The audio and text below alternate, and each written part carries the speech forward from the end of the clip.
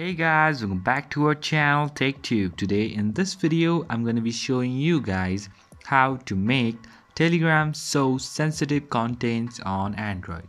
So I'm going to be teaching you a very easy step for this one. So if you have any problem or any queries within the process, just let me know in the comment section right away. Now without any further delay, let's just get started. So firstly, what you need to do is you need to go to a web browser. So I'm going to be choosing Google Chrome, and from there just type wave.telegram and just log in with your account, and you will be in this particular platform. Once you are over here, just go to top left corner where you'll be having this three lines option. Just go over here and go to settings.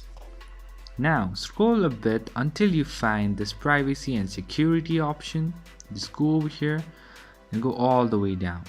Now you'll be having this disable filtering option. This is sensitive content disable filtering.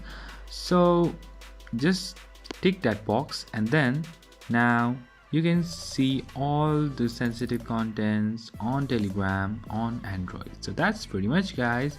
That's how you do it. I hope this video is helpful for you guys. So thank you for watching our video, guys. If you like our video, please leave a like and do not forget to subscribe our channel, and also hit the bell icon so you never miss an update from us.